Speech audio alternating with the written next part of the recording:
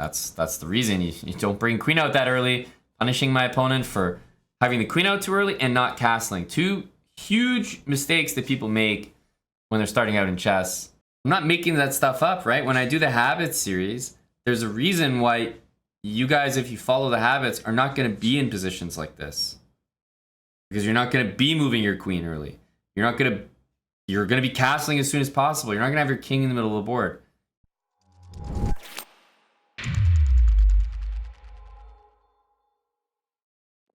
Let's start with e4. Wasn't sure what opening we were going to get. We got the Caro-Kann. I'm excited. New opening. I don't think we've faced the Caro-Kann too often. Against d5. c5 is all sorts of openings to play as white. Against c6. d4, knight f3, knight c3. These are the main moves to play. So I think after c6, I am going to go for very simple opening, which is just instead of d4 and d5, it's just knight f3, d5, and knight c3. So it's just the two knights version of the Caro-Kann. It's a really easy variation to play. I don't think it's a lot to remember. And also, most people, they're ready for you to play the main line, which is both your pawns going in the middle. This catches a lot of people off guard. So I've had a lot of success with it. Even if your opponent plays, like, one of the best lines, I think you're still very happy. So I definitely recommend it. e5, I mean, he's already asking me the tough questions. Why the heck can I not take that, Now, one thing that comes to mind is if I take it, and he takes on e4, and I take on e4, that he can play queen d4, and I'm actually losing a knight there, kind of remarkably. It's crazy. But I am losing a knight there. So takes on e5, pawn takes e4 is a little bit challenging. Am I afraid of d4? No. I won't go into detail about d4, but obviously it didn't happen. If it did, I would play knight e2. If I take and then d4 happens, it's important to remember there's no queen a5 check to win my knight because my pawn's there. But I will say after the move e5, what I think needs to happen is takes, and after pawn takes, then maybe capture on e5. That makes a little bit more sense. Rather than just taking immediately and allowing pawn takes there. Because those two knights stacked up in the middle of the board, that doesn't feel right. So I'm going to take on d5. Then I think I can go and grab this this pawn here.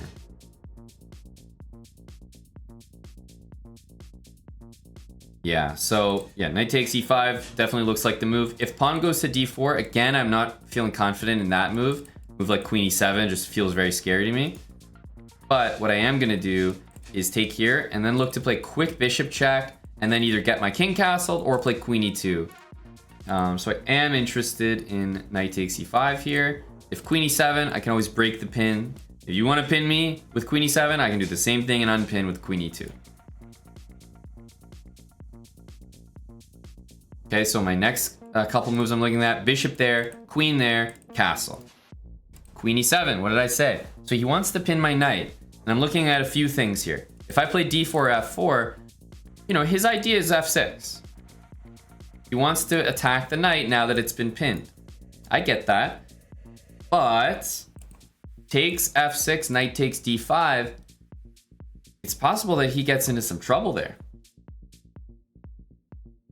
Right? That's not necessarily, doesn't necessarily make the most sense. However, I still feel like in that situation, it's unnecessary for me to have this knight hanging, and he plays a move like queen d6, queen d8, my other knight's hanging. I mean, yes, there might be some stuff with queen h5, but that does look like a lot to calculate. It really does. So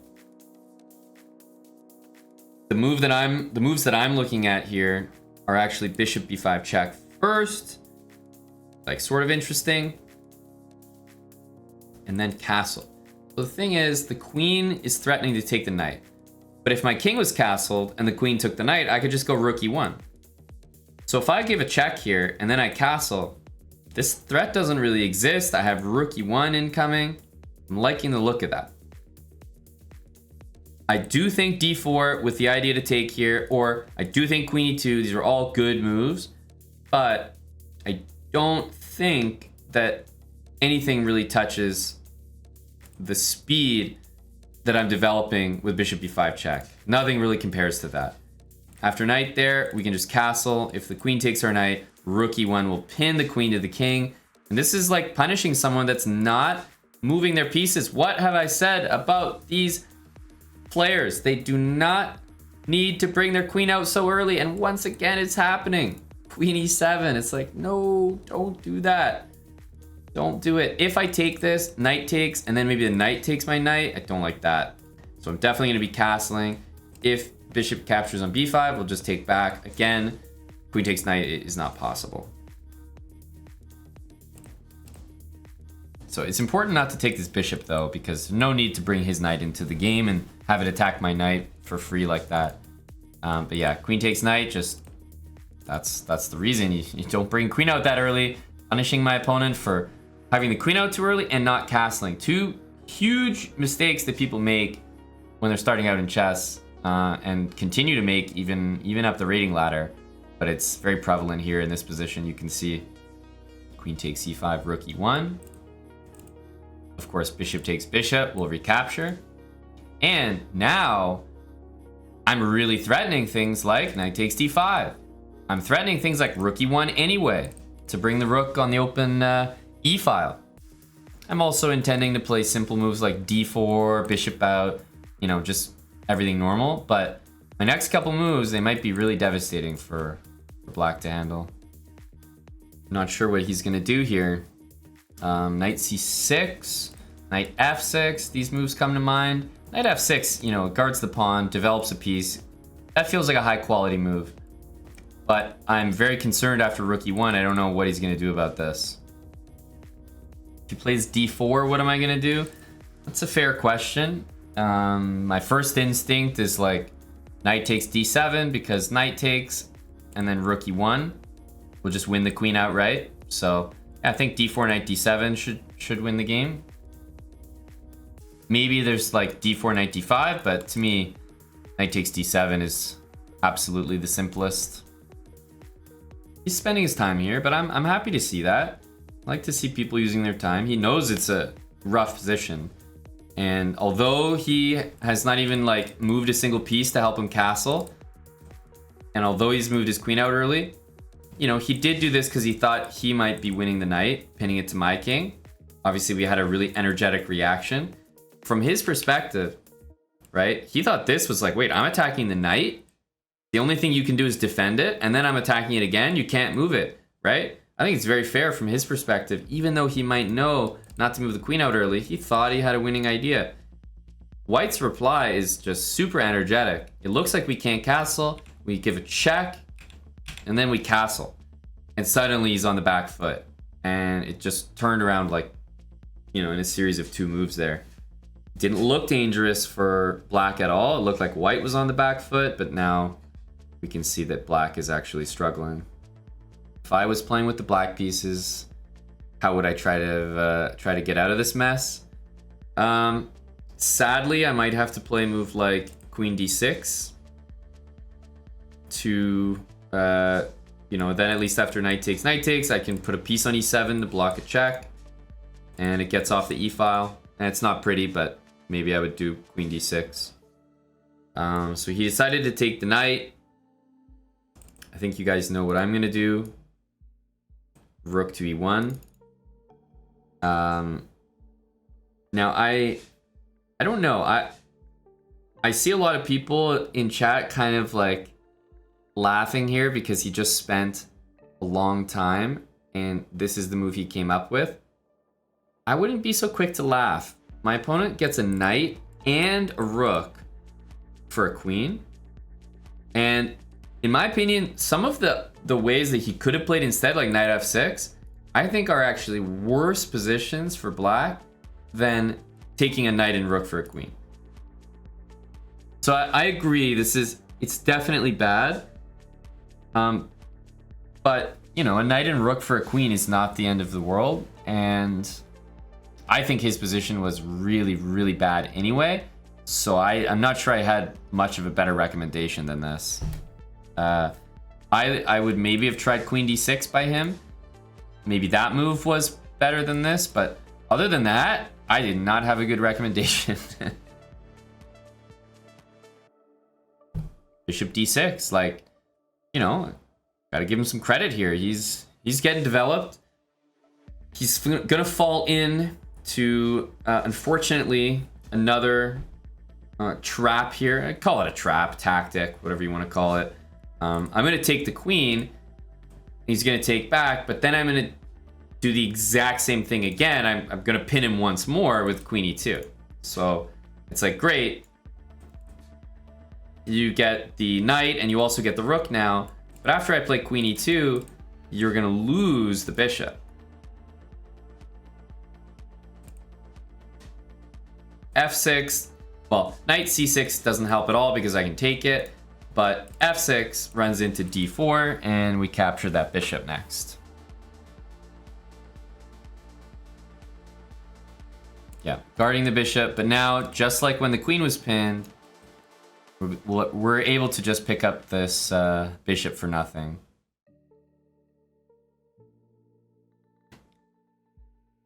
What about f4? There's no way you could make a case that if you have two pawns to push, why would you not push the pawn that's in the center, that opens up your bishop, versus one near your king, which opens up a diagonal and doesn't help you develop your pieces at all. So it's kind of a no-brainer. If there's only two options, you would pick d4 10 times out of 10. Okay, so bishop takes. Now I could just play knight takes because I'm in no particular rush. Because this is pinned, but queen takes gives a check, then I can take back here, and then I can take on b7. So both moves are good here, but I am going to choose queen takes, I think. But I do want to point out that I think knight takes on b5 was a fine move as well. Maybe better, I'm not sure. Very, very close. Okay, knight c6. Yes, this bishop is hanging, but I think queen takes b7 needs to happen.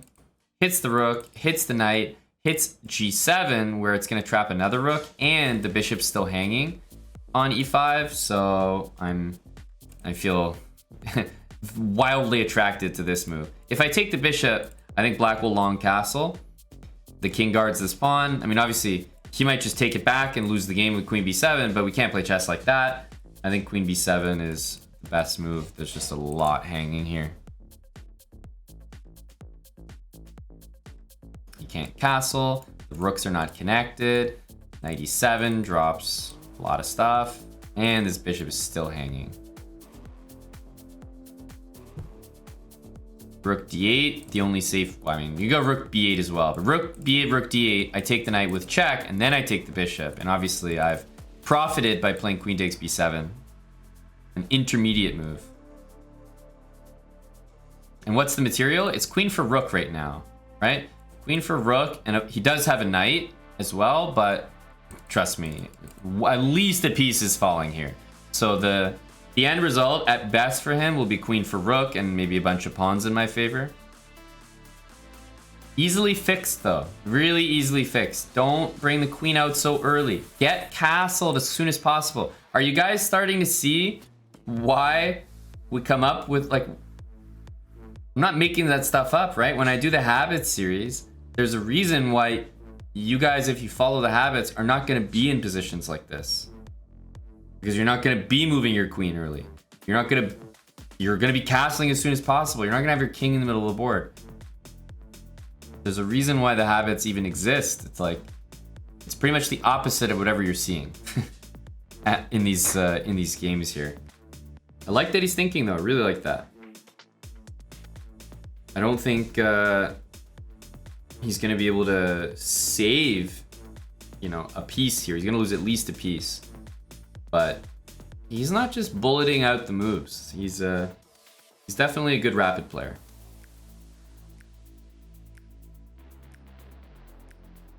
Just in terms of the format. All right, now we do want to take this with a check. Queen takes here could be done, but if I'm winning one rook, I'd rather win two pieces.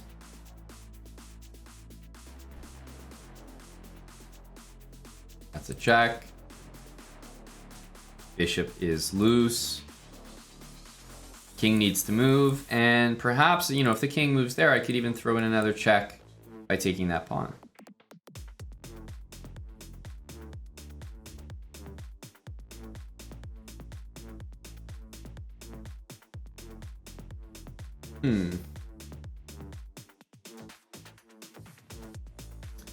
As tempting as this is, I actually don't know if it is the best move.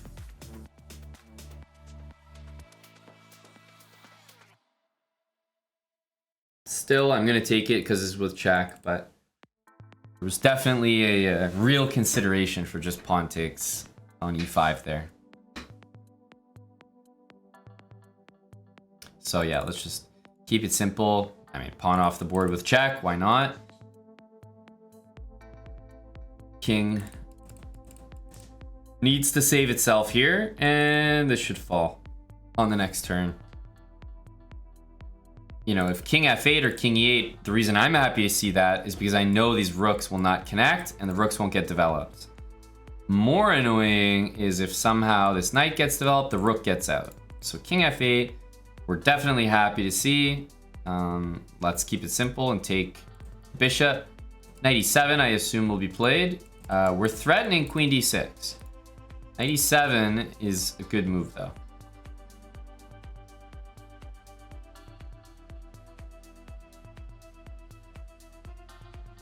Very nice. So now our queen needs to move. Queen d6 doesn't really have the same impact because of king f7 in terms of winning the rook. But I like it because we have e6 check after that. So queen to me, queen d6 still holds a special place in my heart.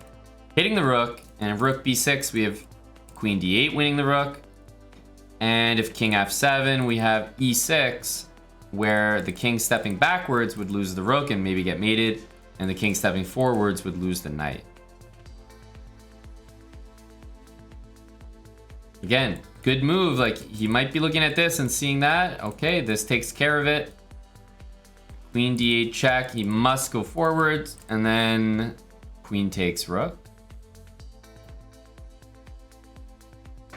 Why don't I blunder my queen to make it competitive?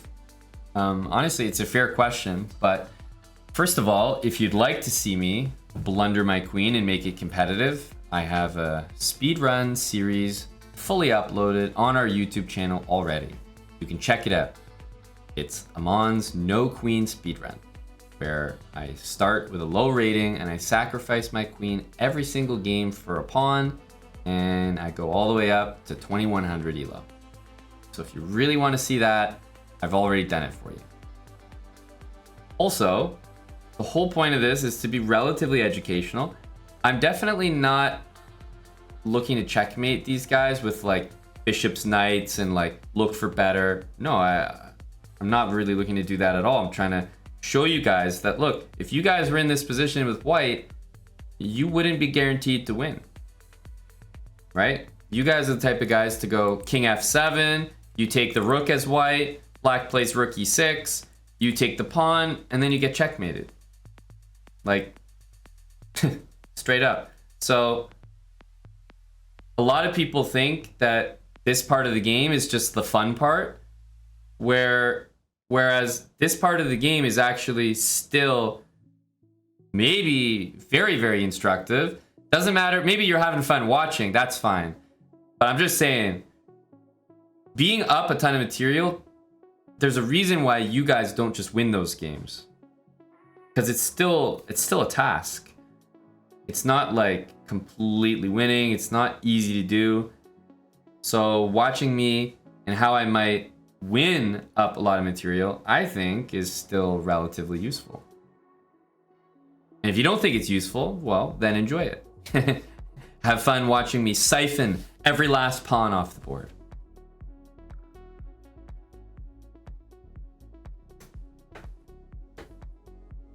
I'll take... He saved his pawn. I'll take that one. Of course, our bishop needs to develop and our rook needs to join, and that's pretty much the final touch.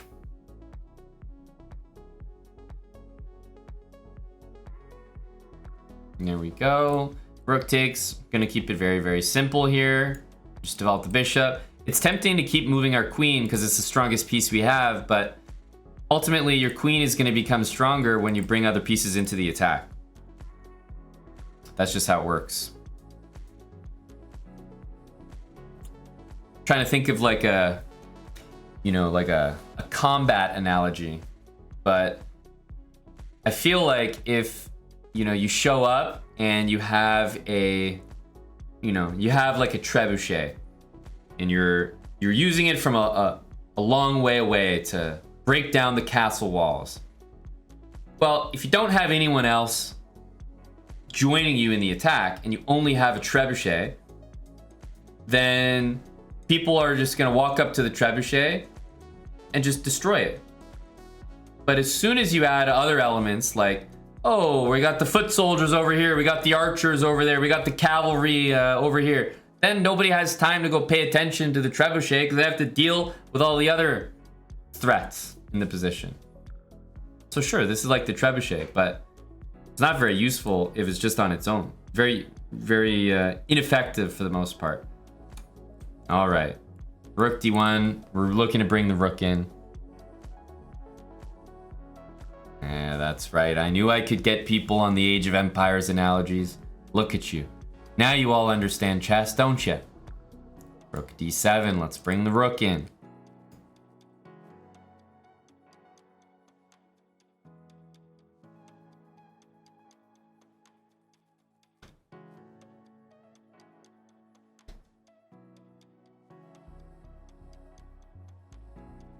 Now, if the knight goes back, that's another story. We could use one of our minor pieces to attack it. The king goes forward, and I'm going to use the queen and rook to find a checkmate. I'm hunting the king right here. If the knight blocks, we can take it. The king only has one square, and it's f5. And then the queen can deliver a checkmate here. And, you know, from the queen being on h8, it only took a couple moves to activate our pieces, and then all of a sudden, look how strong the queen is. But the queen couldn't have done this checkmate on her own. It's a product of bringing more pieces into the attack.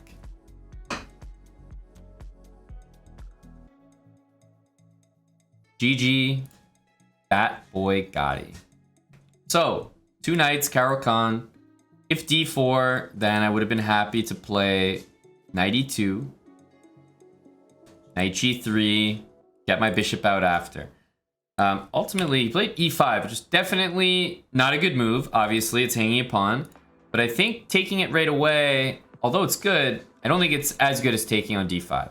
So I was actually a little apprehensive playing knight takes e5. I decided to take here, just to trade first, and now knight takes e5. And I know that bishop to b5 check, queen e2, and castle are coming up. But my opponent, he went for it with queen e7. And for example, bishop b5 check, bishop d7, castle, and it's really tough to play here. Really tough. Black's top moves, as you can see, are probably going to be moves that get the king out of the way. But this is what I was saying. During the game, it's like the opponent played queen takes e5, and we were like, oh, haha, this guy doesn't know what he's doing. Now, you're probably all correct. He might have played this move and not even seen rook e1. But the point still stands. Queen takes e5 here. I mean, it's still a top move according to the engine. Easily a top move, because the position is so bad if you keep your queen that actually losing the queen for a knight and a rook might not be so bad. So it's like, at what point do you give credit to someone? if the 690 rated opponent doesn't play queen takes knight, and instead he plays like knight f6, right? The eval suddenly gets a lot worse.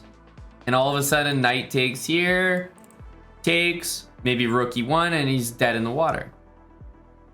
And it's like, oh man, you're losing your queen for maybe just a rook there. Or you're losing a full piece, and then you're going to lose your queen after. It's like, at what point do you give them some credit? Queen e5, it is one of the best moves. I don't know, I don't really think it's a blunder. I'm sure he didn't see all the variations that were happening there, but still, he played a top move. He definitely spent some time on his clock and recognized, okay, I'm pretty screwed here. Like, my king needs to be castled. Now, he missed the follow-up moves. Bishop d6 was definitely not the right move because of queen e2, but I feel like you can't have it both ways. It's like if he didn't lose his queen there, he would have actually been making a bigger blunder. Do we give him credit for that, even though it's a worse move? Or do we give him credit for the best move, even though it looks like a blunder? It's like, can't have it both ways. Good game. That was a nice game by my opponent as well. But again, I just thought it was really instructive. Not castling and bringing the queen out. God damn. If that ain't damning evidence. That's been the case in every single game that we've played so far. Every single game. People bring the queen out too early. People do not castle, and they're losing very, very quickly.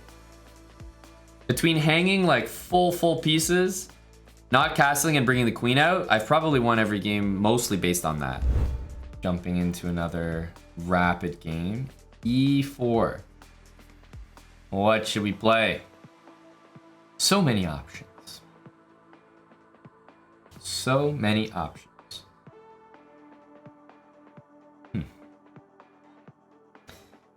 Ooh, French there, McMaster. Okay. All right. Well, everyone else was too slow. You got it, McMaster. A French for you. The exchange French. All right. This is known as the low testosterone opening. So the exchange French, I have a few recommendations if your opponent is just kind of going basic moves, but I'll ignore those just for the moment because White's immediately developed his queen, which is basically a serious mistake. Of course, White can make this work, but if I see this as the fourth move of the game and the first piece you're developing is your queen, I can already assume that there might be more mistakes to come. So after queen e2, I want to be a little bit careful here. The first thing is I don't want to go queen e7 because that's very boring. What are we going to do? Just trade queens? The other thing is if I play knight e7, then it ruins my development. Like, it doesn't make any sense to put my knight in the way of my pieces. So I don't like knight e7. And if I play bishop e7, bishop g5, if I go knight f6 there, I have to take with the pawn because my bishop is pinned. So bishop e7, bishop g5. I kind of have to either let this happen or I have to play f6. And I have to be honest, neither one of those looks particularly appetizing. So I think I'm either going to play bishop e6 or bishop e7, bishop g5, and then bishop e6. I think I'm pretty much decided on bishop e7. If not for many other reasons, I think the fact that queen b5 exists is already enough to dissuade bishop e6. So, process of elimination, I think I kind of have to play this. I mean, bishop g5 is obviously not the end of the world. I can just let him take, and I take back and castle. But it's important not to play knight f6 after bishop g5.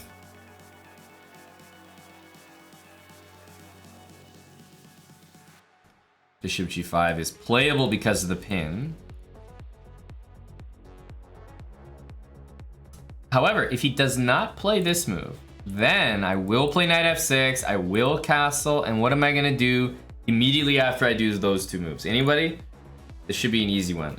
Let's just say that white plays very average looking moves. What's my first move I'm going to do after knight f6 and castle? This should be an easy one.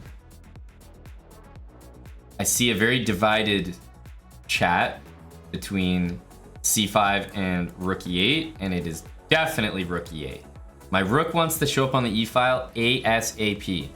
Not only will I have threats against the queen, but also the king, and maybe both of them at once. So definitely rook e8 is the move I want to do ASAP. It's not that c5 is bad, but nothing comes before rook e8. This looks like another move that basically wastes time here. c6 and the queen has to leave, so let's do that. c6 is also a really useful move for me. So not really going to spend any more time than we have to here. c6 defends my center, and such a beautiful pawn structure there. Queen has to move, and then I'm going to get these moves in really quickly. Okay, and what has my opponent done this game? Queen move, queen move, queen move. That's a lot of queen moves. I'm not going to even entertain anything other than the most obvious moves possible. Knight out. Castle, and I mean, look at what's happening. My opponent just moved their queen again. This is not a good sign. That's a lot of queen moves.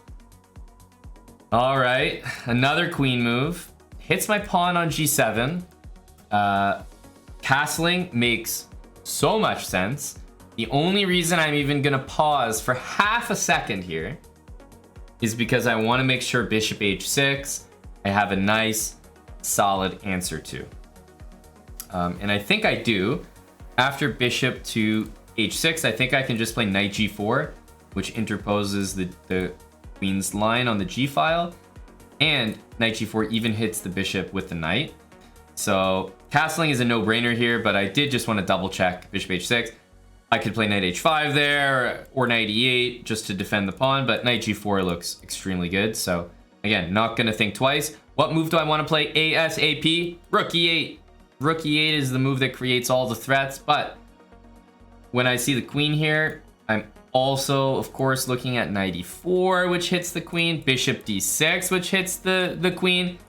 So many moves. White should not be moving their queen this much, but I think they might be getting punished here.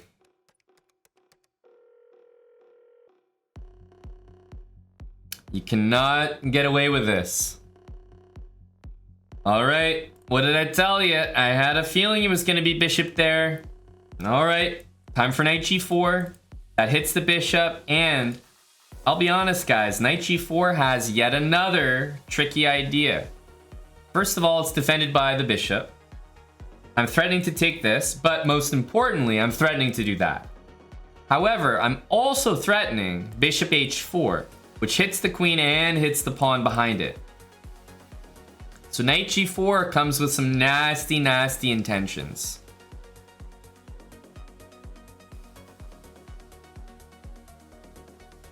And once the bishop moves, of course, the e-file opens up for all the pieces. And why are these moves not normal? Like the moves that I'm threatening, why are these not normally found in chess games? Well, because by this point, white's queen shouldn't even be on g3. White's knight should be on f3. White should be castled. But there's so many basic things that are missing from this position that all of a sudden I'm threatening some of the weirdest tactics you've ever seen. But this is all off the back of white moving their queen way too many times in the opening and really just going for, you know, one move threats. Not good enough. So white needs to move the bishop. That much is clear.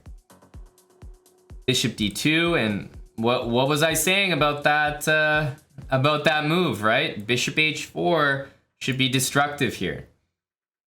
I believe that rook e8 might also be a very, very good move here because it threatens bishop h4 to hit the queen and check the king. So I am also looking at rook e8, but really not sure which one of those moves I'd like to do. I think starting with rook e8 is honestly kind of smart. I think it is smart because this is a crushing move, like because we're attacking the king. And if white makes a move like this to interpose the rook, then we have bishop h4 anyway. And I played my rook here and you brought your knight there. So I think it might be kind of worth it for me. Rook e8, bishop h4, both insanely good moves. I'm spoiled because I have too many good choices. It's a good thing at the end of the day. Yeah, I think no matter what, bringing another piece into the attack will always be a good thing. So I am going to do this. Also, if he plays bishop e3, then this comes with even more devastating effect, or just knight takes e3, because we'd win even more material, actually. So yeah, it's not like I've forgotten about bishop h4, but I'm threatening it next turn. No matter what move he does, I can play bishop h4, and it will be winning for black. We haven't forgotten about it. But white has only moved 2 pieces this entire game. This move is an opportunity for white to move a different piece, and I think he should take it. So I think playing this move really worked out based on the move that we see, because now I'm doing the exact same threat, except it's check, so I definitely win the queen. So I think our little experiment here has been worth it. But again, 2 pieces developed. Other than that, only pawn moves. Not a good sign for white here. It's move 10 and there's almost nothing developed. Tough to find a move. I mean, this is check, so knight e2, bishop e2 still seem like the best ideas.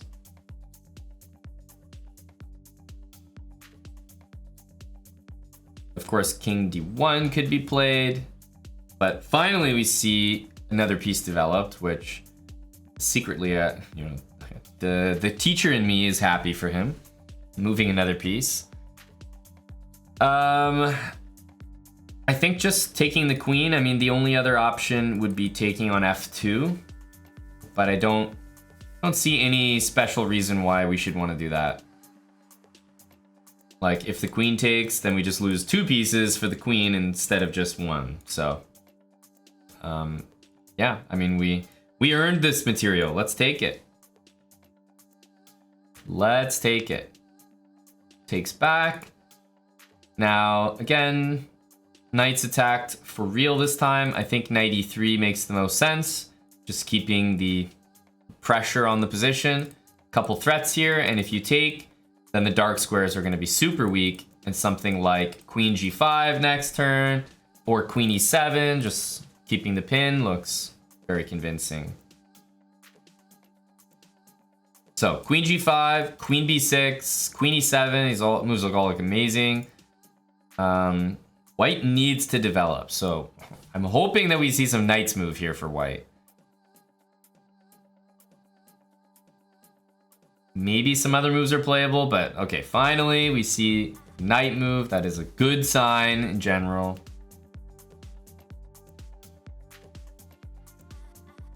I'm looking at queen e7 because it has a very simple threat.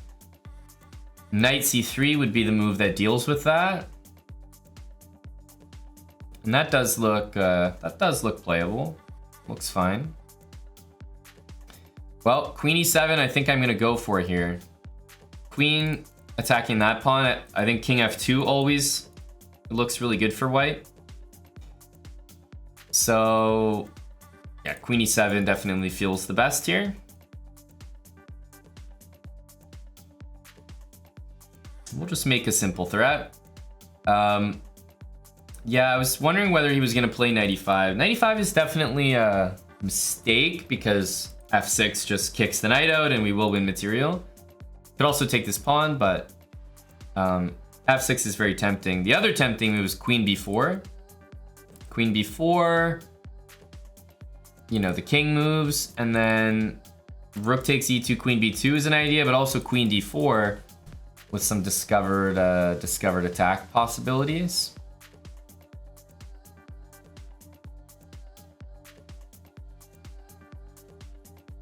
So I'm kind of looking at queen b4 here. Ultimately, though, I think queen b4, knight d2. That kind of holds everything together. The king has the king moved here?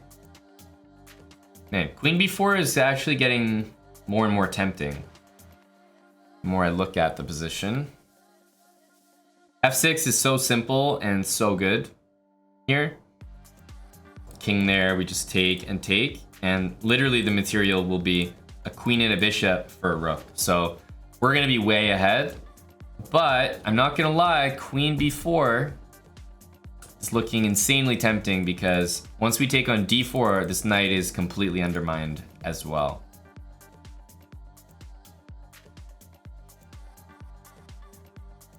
So queen b4, if the king goes here or here, I mean, we just take this and we're winning a rook, which is better than f6. After knight c3, queen takes b2, looks like it wins the house. Knight d2 is kind of the best, I would say the best looking move. And then queen takes b2, the rook is hit. King f2. Queen d4. I feel like it gets a little messy. Very close in my opinion between this move and this move. But ultimately f6 is simple and completely fine. So, all right. Queen b4. Queen b4 is one of those moves where almost every option that white has looks like a horrible mistake and like would work out poorly. But if they choose the best one, then I think it's possible f6 here is just much better.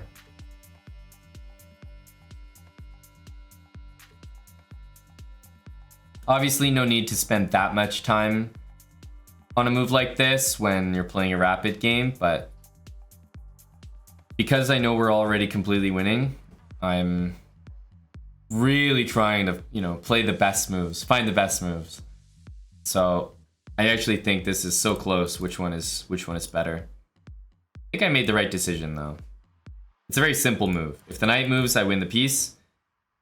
You know, can't complain about this. King here to hit the rook is the only option I can see that at least makes things remotely tricky. And then I'll just take here and take on e5.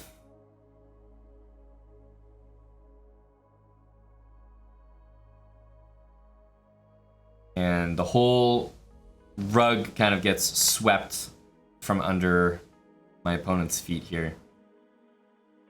Because you lose your only pieces that you have developed, you basically lose in this line. So this all came from an exchange French. Isn't that insane to think about? An exchange French. Hell?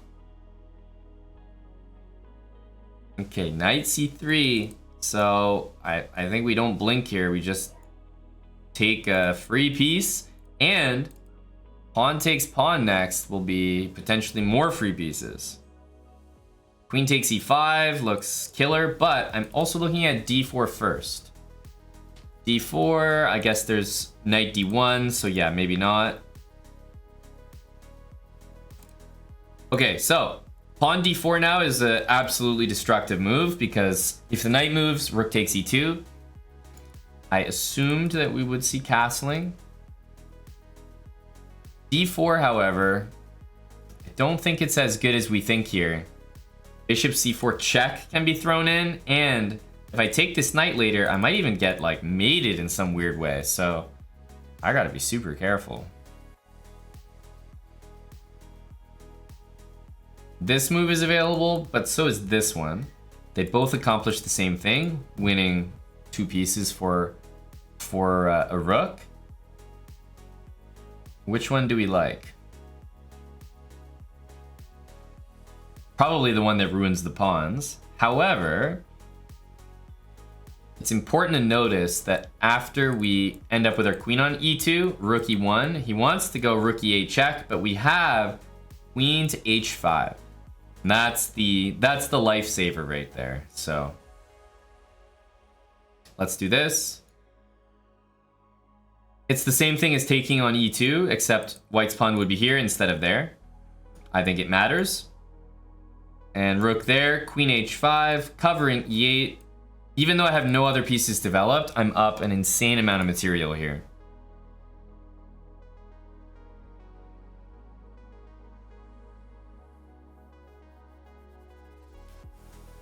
Yeah, we could also just take, but if we can keep the material, why not?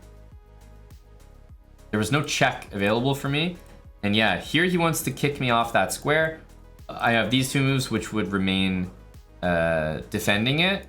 And if I want, I also have queen g5, which is a check. Both of those, or all of the above, would keep the position under control.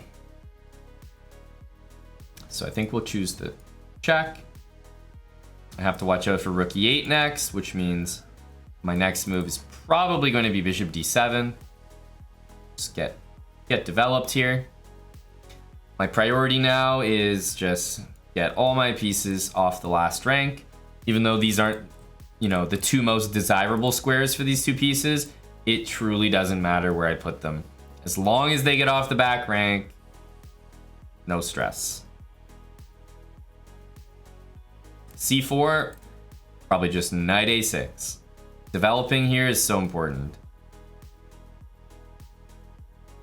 So then the rook will come out, and any trade will be pretty much lost for my opponent.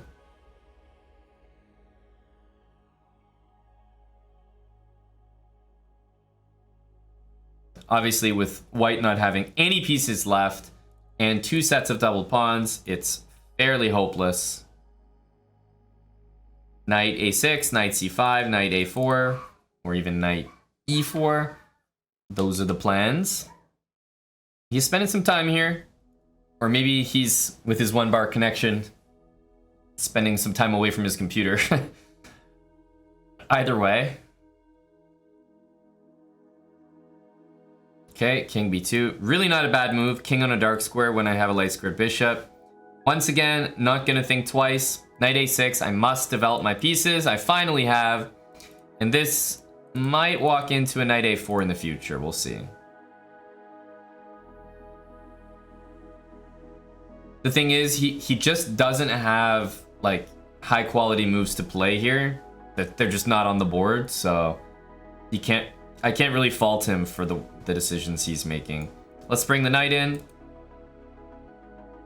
He's got only a king and rooks to move, so not many options. And yeah, he's quite literally just shuffling because yeah, there's not much to do. Knight a4 and knight e4 both look amazing here. No matter which one I do, I think he's gonna play rook d3. Because rook e3 is not possible and king b2 is not possible after knight a4. So rook d3 is the move.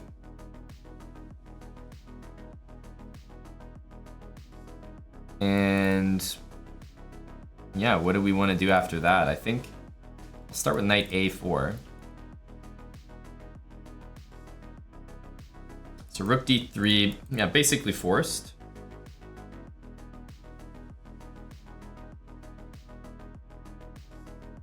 Okay, interesting.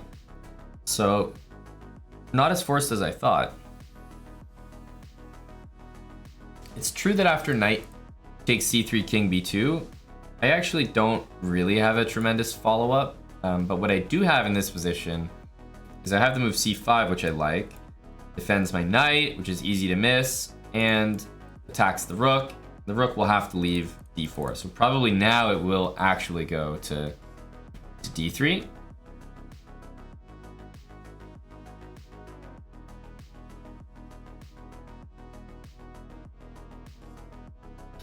again, another, I would say, fairly tricky move by my opponent. Like, he's throwing a lot of intermezzo moves in there. I'm impressed. After queen takes h4, however, even though I think he was thinking that he takes d5 now, not only is that move off limits because of knight takes c3, but a whole new rook is hanging here, so white only really has one move, which is rook d1 to guard it, but then knight c3 actually does happen, and it's even worse than before. I also just noticed that my opponent's username is Ping Mike, and of course he has really poor ping. Very high ping.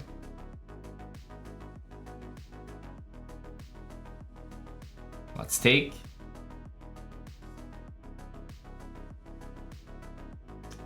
And now that it's kind of been narrowed down, I think we'll be able to win pretty quickly. Rook takes d5, queen e1, queen b4, and then activating this rook should be the quickest way. Yeah, rook d1 is covered now, so I think this will be the quickest way to deliver checkmate. The king goes back, and then I just need this rook to deliver mate. And the bishop covers d1, so can't even retreat.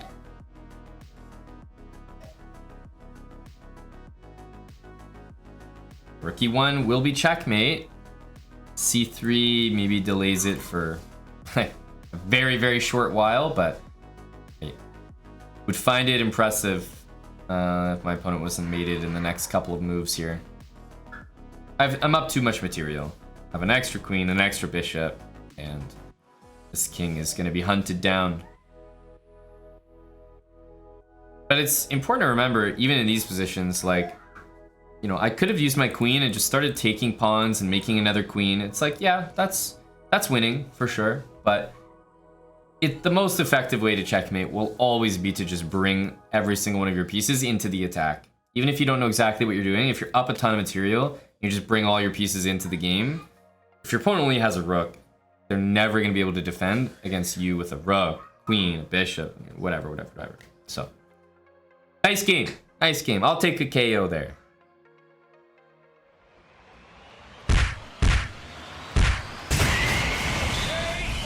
The reason why I'll take a KO there is because that was the French exchange.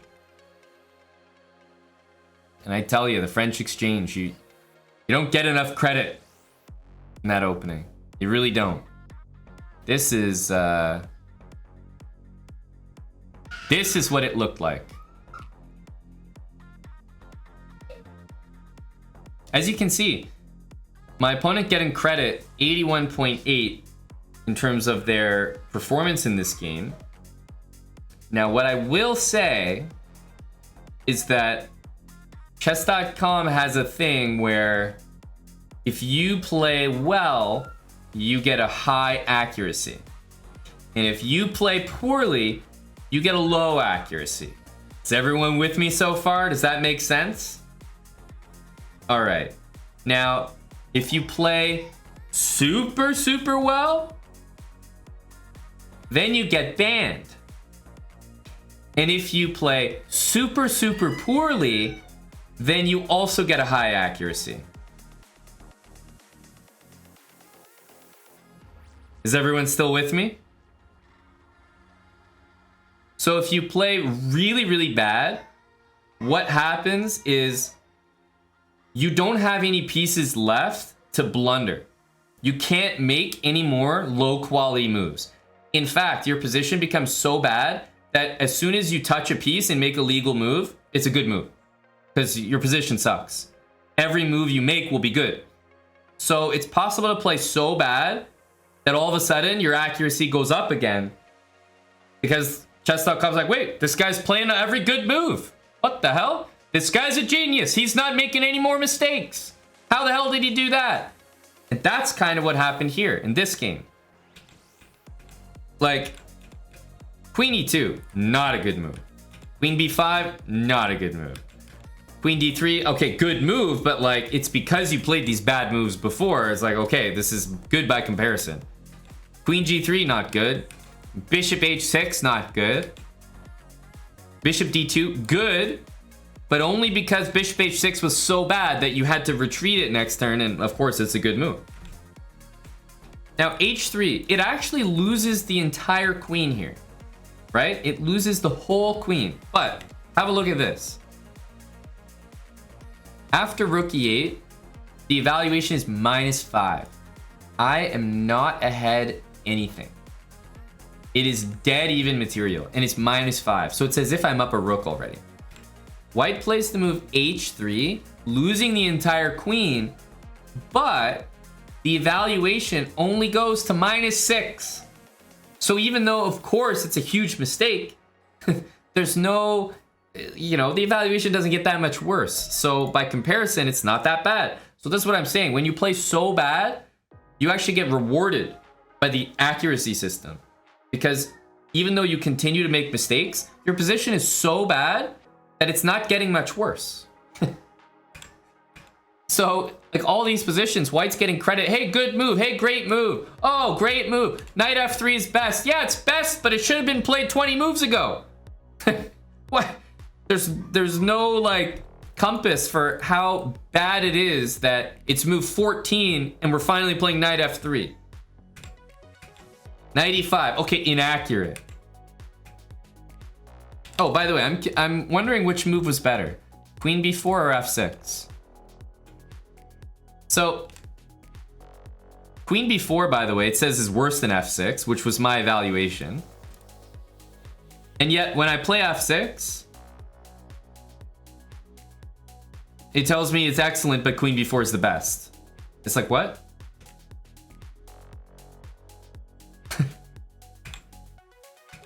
Okay, knight c3, another great move. Hanging a piece. Oh, yeah. Rook takes c3, and this is my brilliancy. This move right here. My brilliancy. Quite literally, not even the best move in the position is my brilliancy. But look at all White's moves here. All of them are like the best moves. It's excellent. Oh my god, king b1 is the best move. Oh my god, king b2 is excellent. Wow, king a1 is excellent. Oh, king b1 is excellent. This is what I'm saying. This guy got an 82% accuracy score. He's playing all these excellent moves. They're not excellent. You've got no pieces left. Oh my god, rook d4 is the best. And then finally, God forbid he makes another mistake. It's like the only mistake possible. And, you know, every move is just going to be fine. So, it's important that everyone understands how the chess.com accuracy system works. You play well, you get good accuracy, high accuracy. You play poorly, you get low accuracy. You play extremely, extremely well, you get banned. You play extremely, extremely poorly, you get a high accuracy. So the easiest way to get a high accuracy is to just play your worst chess possible. As long as you don't get checkmated in 15 moves, the game's gonna go long enough that every move you make is gonna start being the best move again. So there you go. It's a little tip for you guys. If anyone's looking to get high accuracy on chess.com, make a bunch of mistakes, blunder pieces, and then stay in the game. As long as you don't get mated in 15 moves. If you play a 20, 30 move game, you'll have high accuracy again.